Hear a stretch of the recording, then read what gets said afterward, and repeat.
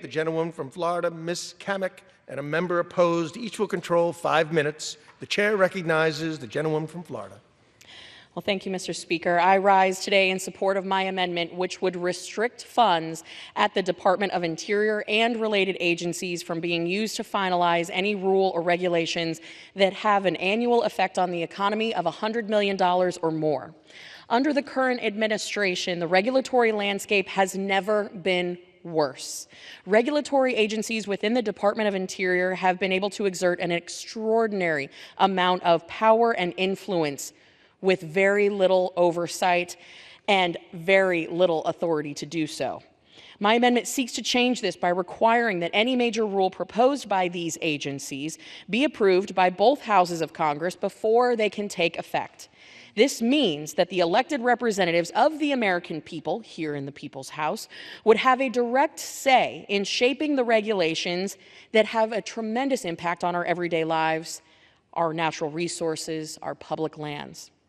It means that the individuals who are closest to their constituents, who understand the needs and concerns of their communities, will be at the forefront of decision-making, as the Founding Fathers intended. By including my amendment into the Interior Appropriations Bill, we send a very powerful message that we are committed to accountable and transparent government. We are standing up for the principle that significant regulatory decisions should not be made behind closed doors in basements by unelected, nameless, faceless bureaucrats, but rather in the open halls of Congress, where the voices of the American people can be heard. Since President Biden took office, the regulatory climate has added hundreds of billions, with a B, of dollars in fresh regulatory costs, which are eventually passed down to consumers, our constituents. We have seen the Biden administration's Waters of the U.S. regulation create confusion and uncertainty for landowners, farmers, and businesses across the nation, not to mention how expensive these regulations have been. As American families and businesses continue to suffer under the economic crisis caused by the disastrous Biden policies, this administration has decided to move the country back towards more costly and burdensome WOTUS regulations of the past, needlessly in the process raising housing costs by hundreds of millions of dollars when it's already in a housing crisis.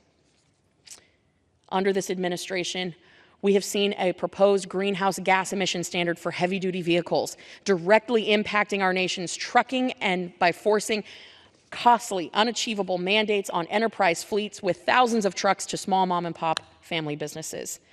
We've seen EPA regulatory overreach regarding mandatory reporting of greenhouse gas emissions from manure management systems, permitting requirements for livestock emissions under the Clean Air Act. I mean, I could go on and on and on.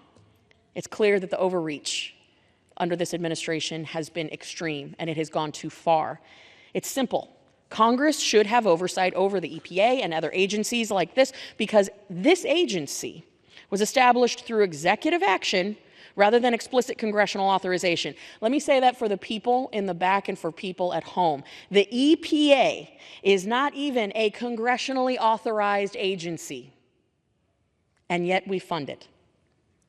By subjecting the EPA to congressional oversight, we ensure that decisions made by the agency are accountable to the elected representatives, who are the people. This oversight allows for a more transparent and balanced approach to environmental regulation, allowing for a thorough examination of policies and their potential impacts on various stakeholders.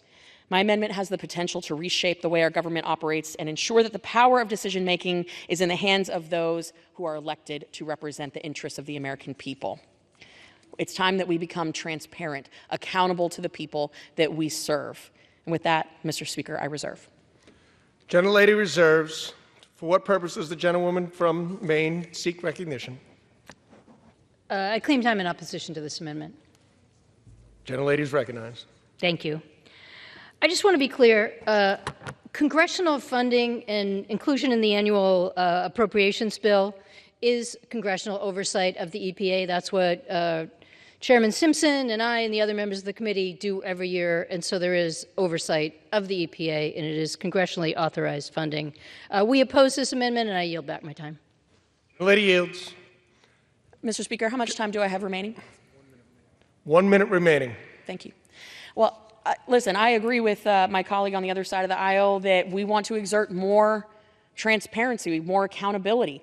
That's what we're doing here. This amendment furthers our ability to do just that, to hold members of Congress accountable for the actions that are impacting our constituents' everyday life. That is exactly what we are designed to do. That is Article 1 authority. We cede that authority to an unelected, nameless, faceless bureaucrat through the regulatory regime.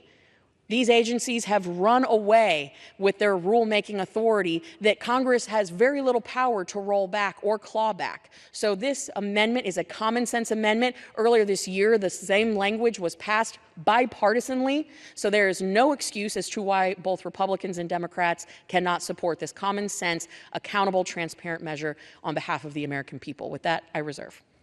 Gentlelady reserves. Gentlelady has the only time left. Well, then I yield back. Gentlelady yields.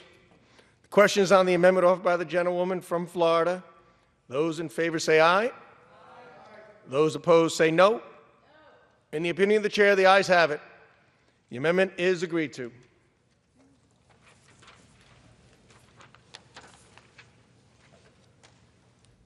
It is now in order to consider amendment number 82, printed in Part A of House Report 118-261.